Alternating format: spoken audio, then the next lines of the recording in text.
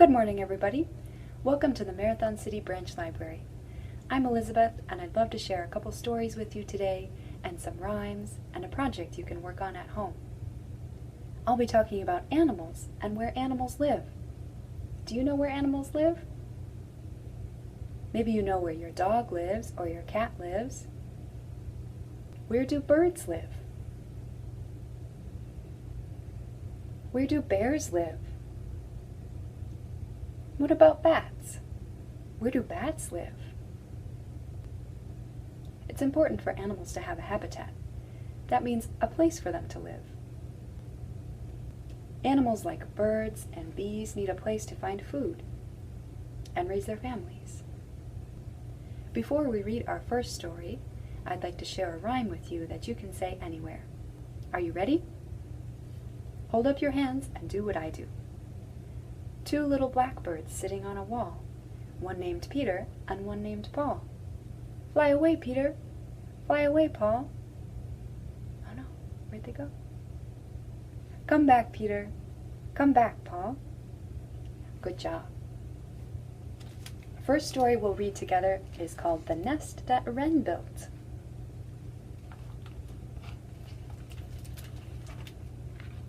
These bright green pages. A wren is a type of bird, like a blackbird, or a robin, or a swallow. These are the twigs dried in the sun that Papa collected one by one to cradle the nest that Wren built. There's Papa Wren.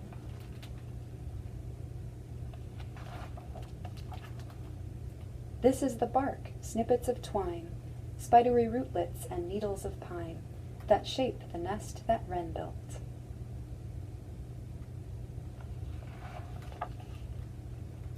These are the leaves of ruby and gold, fallen from trees sturdy and old, that weave through the nest that Wren built. Is to carry each leaf, each twig, one by one, in his beak. This is the sack, silky and white, brimming with spiders who feast on the mites that threaten the nest that Wren built. This is the snakeskin warding off harm, a scaly and thin reptilian charm draped on the nest that Wren built.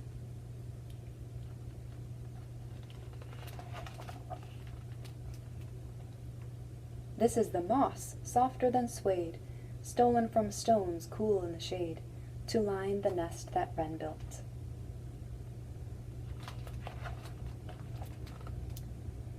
These are the feathers, petals, and thread placed on the moss to soften the bed that waits in the nest that Wren built. No eggs in there yet. See any eggs? They're not there yet. This is the tuft of rabbity fur, plucked from a sharp persnickety burr to warm the nest that Wren built. This is the papa perching nearby, chirping a mirthful song to the sky, and guarding the nest that Wren built. Such a happy song. These are the eggs laid on the bed of velvety moss, feathers, and thread, safe in the nest that Wren built. There are the eggs.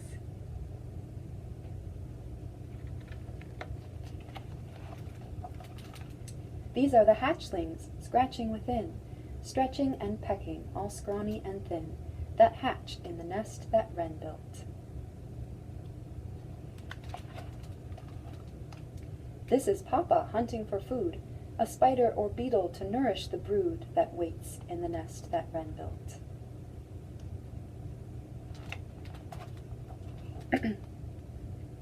These are the nestlings, drowsy and fed, snugly and plump on their feathery bed, warm in the nest that Wren built.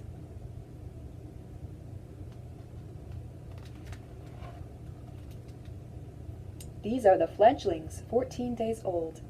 They inch to the edge while feathers unfold.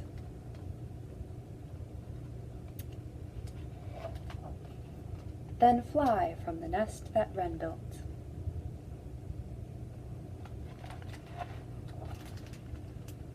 And there's the empty nest that Wren built. just a little mouse peeking in. In the back, there's a glossary with some words that I read from the story, and a page of wren facts, and I particularly liked this first one. The male Carolina wren builds up to a dozen dummy nests before singing a special song to attract a prospective mate. When a female wren answers the call, he takes her on a tour of his many starter homes, as if to say, look at how great I am at building nests. And remember the snakeskin we read about? A snakeskin is often draped over the edge of a wren's nest like a piece of tinsel, but this shiny wall hanging is more than decoration. It's actually a clever trick to scare predators, especially flying squirrels, who love a good bird egg or two for breakfast. Just imagine that squirrel coming on the wren's nest and thinking, oh, a snake! It's a great trick, isn't it? I have another action rhyme for you. Are you ready? Hold up your hands. Here is a nest for wren. Here is a hive for bee. Here is a hole for bunny. And here is a house for me. Good job, everybody. Thank you for listening so well. Our next story is about a bee's search for food. What do bees eat? They drink nectar from flowers, right? And as they visit each flower, they carry a little bit of pollen with them on their bodies. So these flowers could be wildflowers, or they could be the plants in your garden, or they could be crops in the field. That means a bee's search for food is important for us too. Just like there are many types of birds, there are many types of bees. Honeybees, bumblebees, hornets and wasps, and yellow jackets. The one we'll be reading about is a rusty-patched bumblebee. And you might see one outside. They do live in our area. They live in the Great Lakes region. A rusty-patched bumblebee climbs to the entrance of her hive. She is a scout. Her job is to find flowers for her family. They will eat nectar and pollen from the flowers. Maybe you didn't know worker bees are female.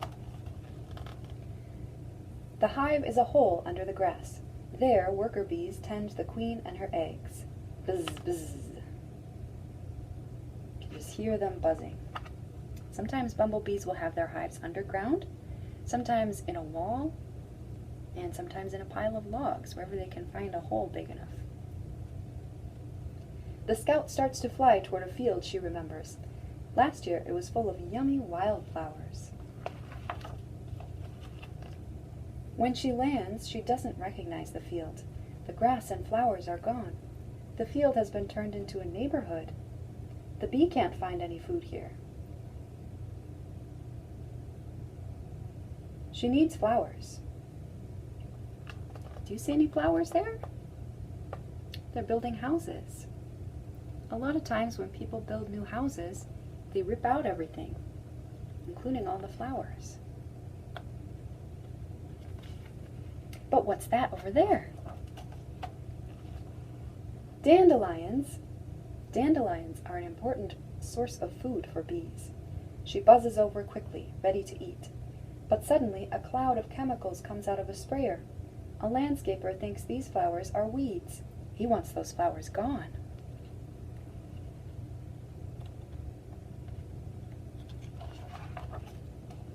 A scout flies to a flower pot near a house.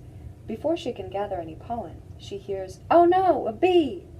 A woman swats at her, trying to kill her. Most people are afraid of bees. They don't know that bees don't sting unless they're scared. This isn't a safe spot to find food. A long time ago, finding new fields was easy. Flowers were everywhere. But now the scout bee flies over concrete and buildings. She searches and searches. Where are the flowers? I see pavement and cars. I don't see any flowers.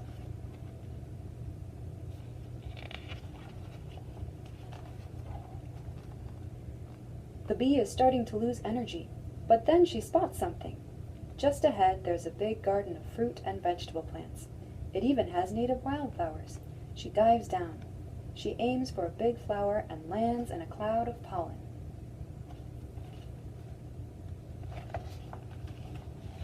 Still dusted with pollen, she gathers nectar.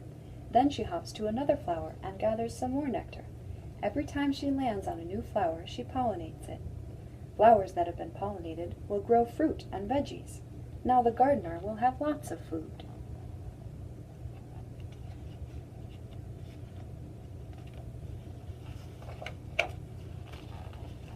Once she is full, she heads home. When she arrives, bees from all over the hive crowd around her.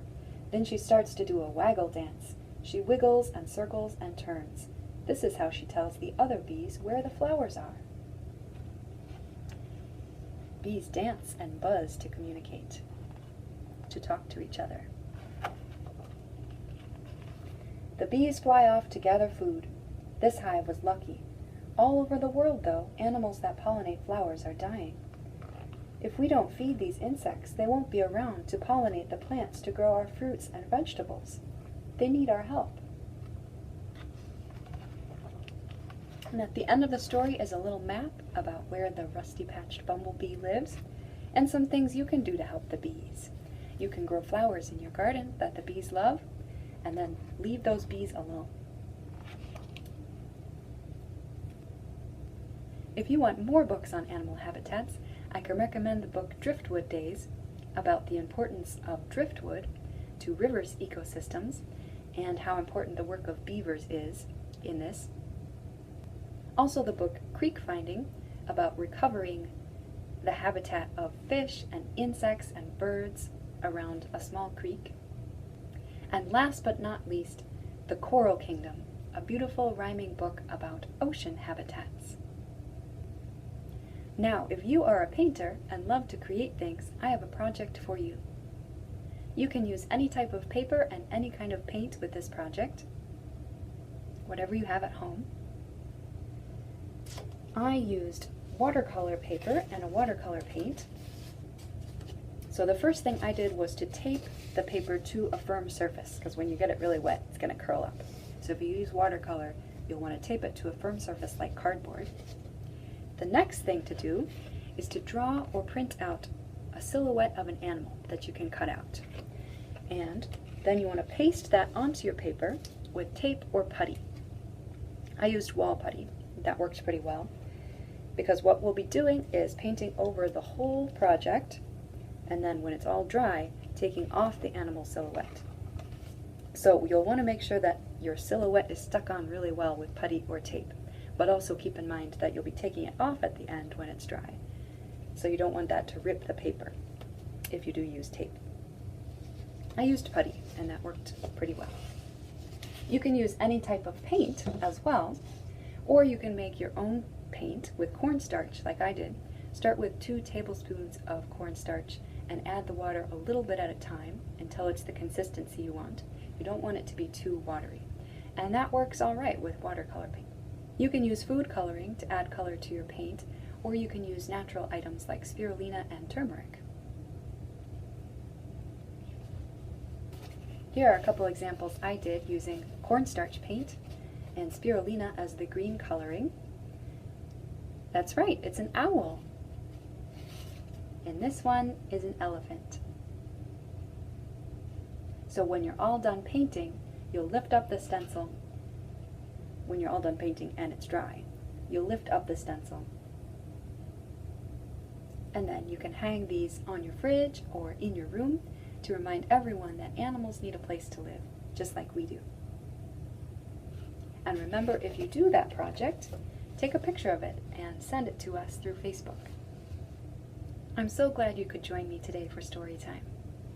Goodbye!